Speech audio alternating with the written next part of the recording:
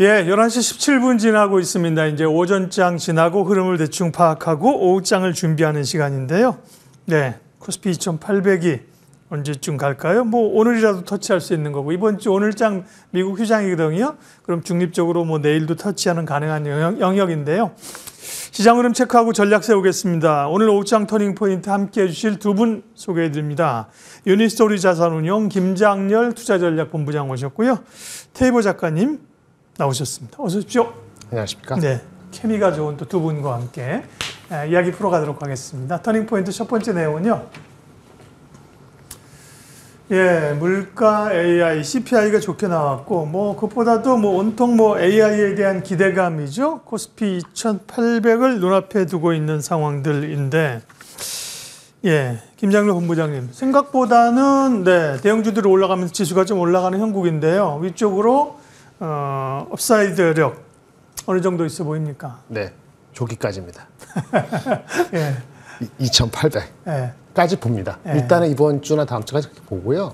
예, 이제 삼성전자, 하이닉스, 그다음 자동차 우리가 흔히 얘기하는 가장 큰 것들이 중심으로 가는 거지 않습니까? 지금 그렇죠. 그 정도 가서 2,790 정도 되고 있는데 실적이 확인되는 거가 아마 다음 달 들어가면서 있기 때문에 이번 달 말에 PC하고 그다음에 그 미국 그 대선 토론하는 거 그 분기점에서 빠르면 이번 달에 될 수도 있고 아니면 다음 달 넘어가면은 다음 달 들어가면은 실적에 대한 기대 심리가 확인되면은 2,800으로 안착할 수도 있다고 보여지는데 이번 주 다음 주까지는 많은 긍정적인 것들이 반도체건 자동차건 반영이 이제 선반영되는 측면이 있기 때문에 2,800까지 가면 다행이고 아니면 좀 숨고르게 하고 이렇게 될 것 같습니다. 네. 테이버님께 여쭤볼게요. 어쨌든 간에 우리 시장 가는 것도 글로벌 시장의 AI, 미국 시장의 훈풍을 받고 가는 거 아니겠습니까? 우리 시장만 가는 건 아닌데요. 미국 시장은 뭐 상당히 좀 단기적으로 고점에 대한 우려 부담들도 있는데 잘 갑니다. AI 주도의 흐름들이 계속될까요? 국내 증시 영향은요?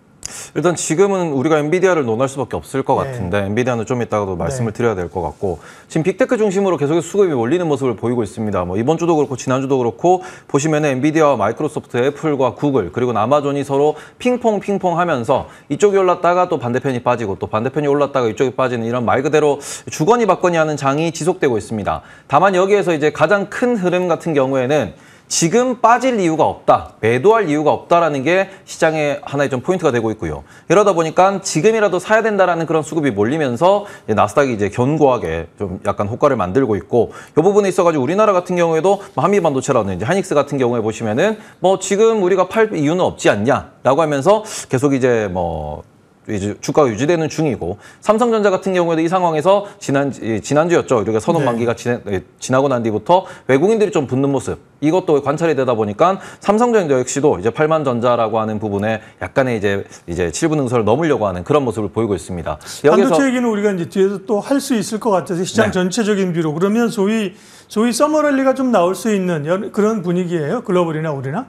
지금 썸머랠리가 앞서서도 말씀드렸지만 지금 빠지지 않는 시장이기 때문에 이게 약간 주가가 좋은 모습을 보이고 있다는 게 좀 평가기 때문에 이 부분에 있어가지고 어제도 이제 엔비디아 관련돼서 목표 주가 상향이 나왔죠. 그리고는 S&P 500에 대해서도 계속해서 6천까지 간다는 얘기가 나오는데 그 모든 것의 전제 조건은 경제 지표가 안 좋던지 금리 인하가 좀 타이밍이 안 맞으면은 여전히 4천 후반대까지 밀릴 수 있다. S&P 500 기준으로 여전히 5천을 깨고 내려갈 수 있다라는 이야기를 하고 있습니다. 10% 정도 조정을 열어놓은 상황에서 비싸지만 내릴 이유가 없어서 버틴다라고 하는 게 지금 현재 상황이고 거기에 따라서 우리나라도 올라가는 거다 보니까 좀 어찌 보면은 공포스러운 상승이라고 보시는 게 맞을 것 같습니다. 네, 그러니까 조금 제한적 혹은 확인할 게 있다는 시각으로 들렸습니다. 이제부터는 뭐 고속도로로 쭉 간다라기보다 고민들이 조금 있어 보이는 그러나 뭐 시장은 올라오는 대형주 중심으로 그렇게 팩트 체크 하겠습니다. 2,790까지 와 있고요. 예, 다음 또 터닝 포인트 주제 보겠습니다. 다음은요. 네, 엔비디아 이거를 오늘은 뭐 아니할 수가 없는 거죠. 반도체 왕일 뿐더러 뭐 전 세계 주식시장의 뭐 킹으로 황제주로 이제 등극을 한 겁니다. 본부장님, 엔비디아도 사실은 좋긴 하지만 이제 목표가가 한 1,500달러까지 와 있지 않습니까? 액분할 때가 한 1,100달러였을 거예요. 150달러죠. 지금 1,350 되나요? 네, 1,350 정도 됩니다. 단기적으로는 좀 조정받을 때 됐다. 조정받으면 사자 그러는데 워낙 달려갑니다. AI 랠리는 언제까지 계속 갑니까? 네.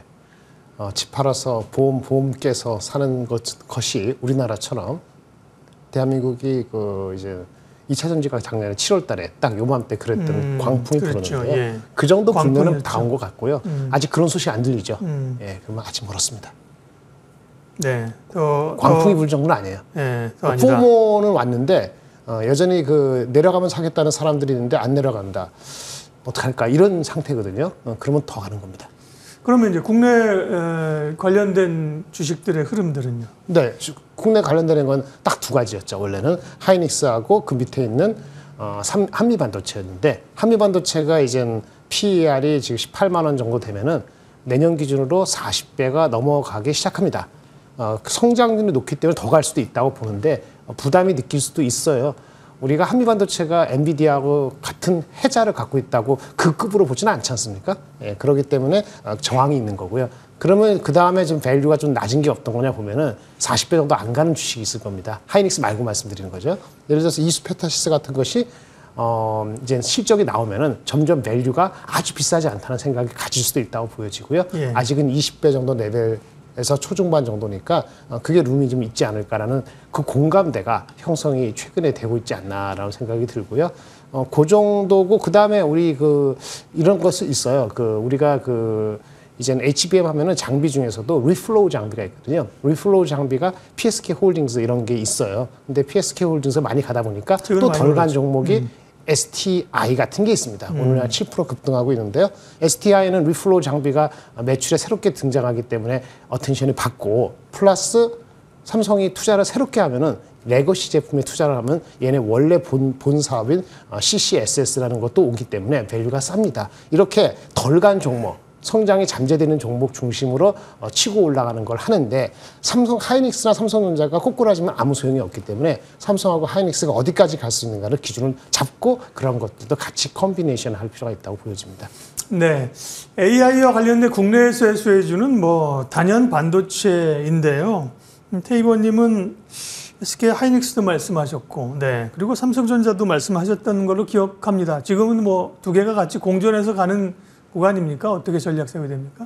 일단 지금은 하이닉스 같은 경우에는 엔비디아가 무너지지 않으면은 같이 계속 올라간다라고 보셔야 될 것 같고요. 네. 그런 상황에서 삼성전자 같은 경우는 앞서서도 말씀을 하셨지만 레거시 쪽에 지금 데이터가 잘 나오다 보니까 그 부분에 대해서 우리가 단기에 확인할 수 있는 거는 다음 주에 나오는 마이크론의 실적이라고 보실 수 있을 것 같습니다. 마이크론의 실적 같은 경우는 우리가 지금 HBM이 반영되어 있지 않은 그런 상태의 실적이 나오는 거고 그 상황에서 어닝 서프라이즈가 얼마나 나오느냐 그리고 IR에서 다음 분기에 대한 가이던스를 어떻게 제시하냐에 따라 가지고 삼성전자 역시도 여기에서 레거시만으로도 우리가 더 상승할 수 있다라는 여력을 보여주는 게 좀 핵심이 될 것 같고요. 그런 부분에서 엔비디아에 대해서 계속 말씀드리는 게 뭐냐 그러면은 지금 우리가 2021년도랑 비교를 좀 많이 하고 있습니다. 2021년도 같은 경우에는 우리가 메타버스도 이야기가 나왔고 그리고는 유동성이 공급되고 언택트 시대에서 빅테크가 많이 좀 비싸지는 그런 모습을 보였었는데 그때 기준으로 이제 S&P 500의 시가총액 상위 10개 종목 그 종목들의 PER을 놓고 보시면은 30배 중반까지 올라갔었고요. 그리고는 지금 상황이 이제 나스닥에 상장돼 있는 S&P에 상장돼 있는 시가총액 상위 10개 종목이 2011년과 마찬가지로 PE 30배 중반까지 올라가 있는 상황입니다. 그럼 우리가 다시 돌이켜 보면은 지금 떨어질 이유가 없다라고 말씀을 드렸는데 2012년도 같은 경우에는 우리가 금리가 인상된다라고 하는 부분 그리고는 전쟁이라는 부분으로 인해 가지고 어찌 보면 이제 대형주들이 먼저 무너지고 그 상황에서 이제 또 우리가 미국에 있는 많은 이제 큰 투자자들이 숏을 잡고 있다라는 얘기도 번지면서 좀 하락을 좀 크게 맞는 그런 모습을 보였었는데 지금 상황 보시면 대선이 남아 있습니다. 그리고는 우리가 M2라고 하는 그런 통화량 유동성 같은 경우도 다시 올라가는 모습을 보이고 있고 그리고는 재무부도 돈을 풀고 있는 모습입니다. 그리고는 오히려 지금은 금리 인하가 시작되는 사이클이다 보니까 이 상태에서는 빠질 이유가 없다. 그러니까 지금에서는 빠지지 않으면 사야 된다라는 이런 수급이 계속 들어오고 있다 보니까 엔비디아가 주가가 유지된다 그러면은 하이닉스는 계속해서 주가 유지될 수 있을 것이고 삼성전자는 지금까지 눌려 있었던 지금까지 악재가 많이 쌓여가지고 이제 오르지 못했던 그 부분이 반영되면서 좀 더 올라가는 모습을 보이지 않을까. 그래서 반도체는 연말까지 좀 편안하지 않을까 이렇게 생각하고 있습니다. 네. 엔비디아에서 촉발된 반도체 기대감, 반도체 얘기했습니다. 다음 터닝포인트 주제 확인합니다.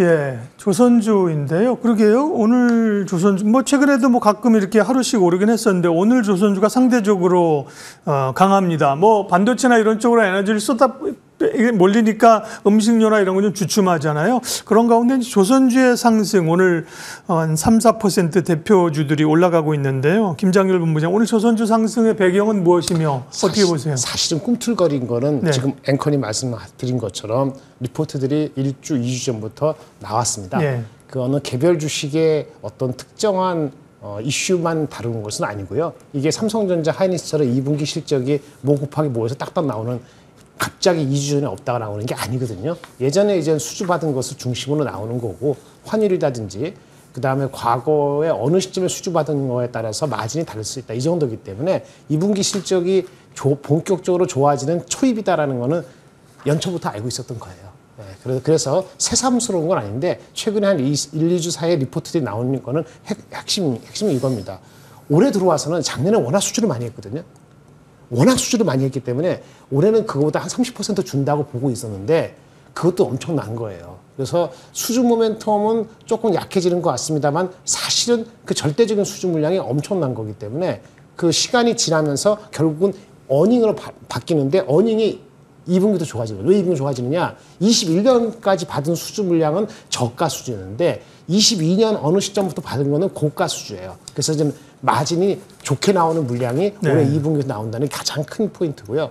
그다음에 예전에 받은 수주는 저가뿐만 아니고 원가가 많이 들어갔어요. 강제 가격도 높고 사람들 인건비도 많이 들었는데 인건비 측면이 안정화되고 있습니다. 이제 외국인들이 들어와가지고 그래서 외국인이 들어와서 안정화되다 보니까 코스트가 안정화되면서 옛날에 고가 받은 그것이 들어오는 시기가 딱 맞다 보니까 이제 실적에 대한 기대치가 높아진 거죠. 그게 첫 번째 거고요. 그 두 번째는 개별적으로는 그 뭐 미국의 함정에 MRO를 들어간다든지 이런 뉴스가 있었고 물론 하나오션은 또 유상적이 있었습니다만 이런 개별적인 뉴스들도 기대감을 앞다 보니까 이렇게 보는 거죠.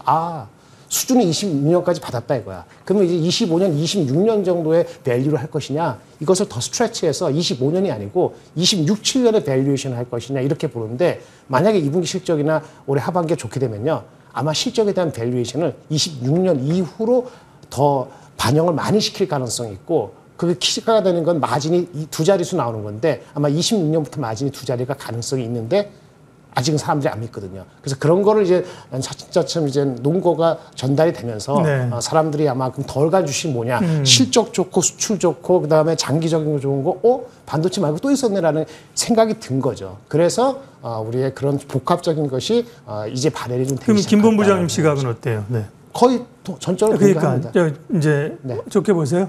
사실은 현대차의 IPO 그 인도 이건이 빨리 발현되지 않았으면 저는 그 반도체 다음에 조선하고 화장품이 거의 양대라고 비슷했다고 봐요. 네. 조선주에 대한 시각이 좋습니다. 좋으시네요. 네. 그럼 기본적으로 대표적인 게 한국조선해양, 그다음에 탄력을 현대중공업, 따지면 현대중공업도 괜찮죠. 현대중공업, 네. 그렇죠? 네. 오늘 상승률이 나타내 줍니다. 한국조선해양은 뭐 중간 지주사로서 가장 사업 구조가 좋고요. 3호를 가지고 있고 그죠? 현대중공업은 방산 쪽도 있기 네. 때문에 두 기업을 좋게 보는 것 사실 같습니다. 하나오션도 나쁘진 않은데 그 미국의 그 조선소 인수한다고 한 게 있었거든요. 네. 미국이 아니고 호주에 오스탈이라고. 네, 그 약간 좀 노이즈가 있나 보죠. 노이즈가 네, 있어서 맞아요. 거기에 좀 아쉬운 점이 없잖아 있죠. 그래서 그거 지나고 나면 그것도 갈 것 같은데 일단 앞쪽에 말씀하신 두 개 정도가 더 탑픽 쪽에 속한다라고 말씀드리겠습니다. 네. 조선주 얘기였습니다. 할 얘기가 다룰 게 많습니다. 좋죠? 이슈가 많다는 건요. 네, 다음은요. 현대차 인도법인 상장 기업 공개 추진에 현대차와 부품주들이 굉장히 탄력 있게 가고 있습니다. 현대차는 29만 2,500원, 네, 40만 원까지 목표가가 나온 상황이고 부품주들도 기대감이 높은데 테이버님의 제가 뭐 우리가 좀 사전 정보를 들은 얘기로는 테이버님은 현대차 IPO에 대해서 마냥 긍정적으로 보지 않는 것 같더라. 그래서 궁금했어요. 어떻게 보시는지.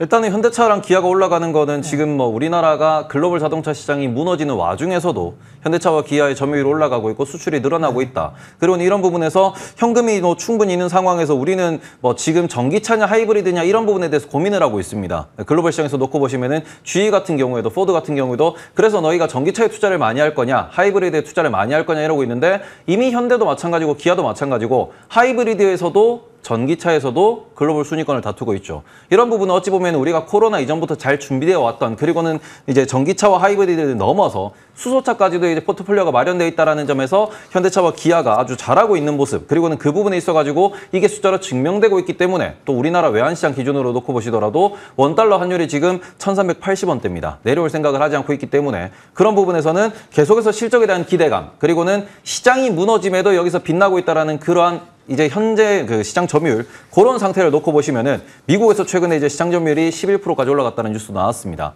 그러니까 잘 팔아서 주가가 올라가는 거거든요. 근데 이 부분을 놓고 보고 현대차가 인도 법인을 IPO에서 올라간다라고 이제 해석하시는 분들도 많이 계시던데 저는 그 부분이 불편하다라고 말씀을 드리는 겁니다. 우리가 지금 현대차가 인도에서 앞으로 산업을 더 성장시키기 위해서 자금이 필요하고 그러다 보니까 이제 현대차 인도 법인을 인도에 상장을 시켜서 그 부분에서 여러 가지 시너지 효과를 누리겠다라고 하는데 네. 그렇게 놓고 보시면 애플 코리아가 우리나라에 상장을 하느냐 애플 차이나가 중국에 상장을 하느냐 그건 아니거든요. 이게 우리나라에서 왜 자회사 상장이 자꾸 호재로 받아들여지는가? 그럼 이렇게 놓고 보시면 네이버 웹툰 같은 경우에도 미국에 상장을 합니다. 그게 호재인가요? 이 부분에 놓고 보면 우리는 물음표거든요. 그리고 우리가 카카오 같은 경우에는 한국 내에 자회사를 많이 상장을 시키면서 이 부분이 결국에는 악재라는 것을 알고 있고요. 그거는 다른 우리나라의 많은 대기업 지배구조의 상에서도 지주사라고 만들어 놓고 자회사를 상장을 시키면서 사업회사가 잘 나간다는 게 지주사에 좋은 건 아니다라는 걸 다들 알고 있습니다. 네. 이런 걸 놓고 보시면은 지금 현대차와 기아가 올라가는 이유는 현대차와 기아가 자동차를 잘 팔아서이고 그리고는 인도 IPO는 한 6개월 정도 남았다고 이야기를 하는데 IPO 이후에 현대차에 대한 분위기를 우리는 다시 한번 점검을 해봐야 된다. 네. 그래서 그런 부분에서는 요 두 건에 대해서는 나눠서 생각했으면 좋겠다라고 말씀드리고 싶고 오히려 그렇게 되면 지금은 기아가 좀 더 현대차보다는 매력적이다라고 보실 수 있지 않나라고 말씀드리고 싶습니다. 네, 이해가 됐습니다. 그러니까 현대차, 기아차가 뭐 그에 대해서 부정적인 시각이 아니라 이게 이제 인도의 기업 공개에 너무 매몰돼서 거기에 포커스를 맞추는 거는 별로 지혜롭지 않다, 그죠? 기본적인 업황이나 이런 걸로 보자는 거고요. 그런 시각이라고 하면 부품주는 단기적으로 수급이 쏠리는 걸 조금 경계를 할 필요도 있네요. 일단 뭐 부품주 같은 경우에는 현대기아차가 잘 하고 있다라는 점에서 숫자가 잘 나올 거다라는 기대감이 나오는 거고 최근에 많이 언급됐던 SL이나 뭐 하신 같은 기업들 같은 경우에는 실제로 인도도 마찬가지, 미국도 마찬가지 함께 진출한 기업들입니다. 특히 그중에서도 SL 같은 경우에는 현대기아차를 제외한 다른 곳에도 거래선을 트고 있다 보니까 실적이 잘 나오거든요. 그리고 자동차 부품주가 코로나 이전에는 영업이익률이 1, 2% 정도 거의 뭐 어찌 보면은 돈을 남기지 못한다라는 사업 구조를 갖고 있었는데 현재 시점에서는 대부분 5에서 10% 그리고 이제 두 자릿대가 넘어가는 기업들도 나오다 보니까 그런 부분에서 실적이 늘어나는 기업은 주목해 볼 필요가 있다고 생각하고 있습니다. 예, 철저하게 관점은 실적이라는 겁니다. 포인트는요. 자동차 이야기했고요. 마지막으로 오늘 오후장 그리고 이후에 공략해 볼 만한 종목 기업을 봅니다. 김장렬 본부장님은요? 네. 오늘 이제 이녹스 첨단 소재라는 회사를 네. 소개시켜 드리려 하고요. 이거는 보통 OLED 소재가 매출의 한 60%를 차지합니다. 그다음에 나머지 30%는 그 전자기기에 전자파 차폐하는 그 거기에 들어가는 소재 만드는 회사가 30% 있고 일부 반도체가 있는데요. 그 매출의 드라이버나 실적의 핵심은 LG 디스플레이 같은 OLED 디스플레이 업체, 중국에 있는 그런 업체들입니다. TV 쪽 많이 못 들으셨을 텐데 TV가 지금 판매가 LG 디스플레이가 사실은 잘 되고 있습니다. 그래서 LG 디스플레이 올해 TV용 TV 디스플레이가 한 40%, 그 다음에 뭐 또 TV는 아니더라도 휴대폰이나 이런 작은 거 이것도 한 30% 후반대 성장을 예상을 하고 있다는 리포트들이 나오는 거 봤을 때도 그렇고 중국이 또 OLED로 빨리 전환을 디스플레이 업체들이 하는 거를 봤을 때 우리의 수혜주가 예상이 되는데 실적이 예상보다 애널리스트가 지금 보고 있는 예상이 대충 한 210억 정도입니다. 2분기 실적이. 2분기 실적부터 생각보다 잘 나올 가능성이 있고요. 그리고 밸류에이션이 작년에 워낙 실적이 TV가 안 좋고 디스플레이가 안 좋아서 작년에 마이너스 한 20% 성장했는데 올해는 그거를 확 뛰어넘어서 올라가기 때문에 이런 추세라면 PER이 지금 아마 10배 이하일 수도 있다고 보여집니다. 그래서 그런 2분기 실적과 TV 쪽에 대한 그 업사이드 그 각각에 대해서 얘네들이 마켓시로 본다면은 현재 애널리스트들이 추정하고 있는 5월달 그 수치보다는 업사이드가 있다. 그러면 덜 간 주식이 뭐냐 이거죠. 덜 간 주식 중에 하나로서 네. 적정하다라고 말씀을 드릴 수 있겠습니다. 이녹스 첨단 소재 관심주로 언급하셨고요. 테이버님은 오늘 관심주가 조선주인데 우리 앞서 조선주 얘기할 때 속으로 내가 조선주 뒤에 얘기할 건데 이러고 계셨겠네. 관심주 뭡니까? 예. 일단 조선주 같은 경우는 앞서서도 잘 말씀을 해주셨는데 지금 우리가 이제 반도체 관련돼 가지고 제가 이 자리에 나올 때마다 조선이나 방산, 그냥 자동차 부품 이런 걸 좀 보자라고 말씀드린 게 근본은 수출이 잘 된다라는 겁니다. 네. 그리고는 엔비디아와 상관이 없는 주식이라는 거죠.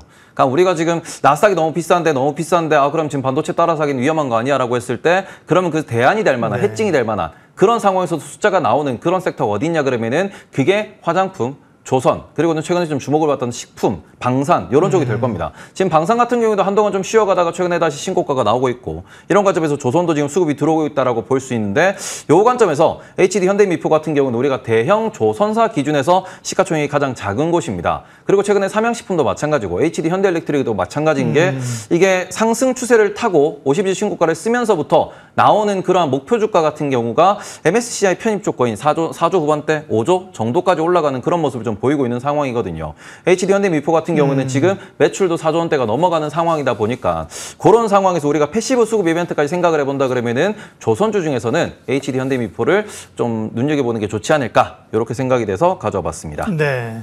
HD 현대미포조선은 3조 2천억 정도 시총이 형성되는군요. 뭔가 좀 분위기를 탔을 때 최근 분위기처럼 이렇게 좀 으쌰으쌰하면서 갈 수 있는 종목이 조선주 가운데 미포조선이다. 이렇게 말씀하셨습니다. 예, 오늘 오장 터닝포인트 시장 포인트와 함께 관심주까지 두 분과 함께 했습니다. 유니스토리 자산운용 김장렬 본부장, 테이버 작가님 두 분 함께 했습니다. 고맙습니다.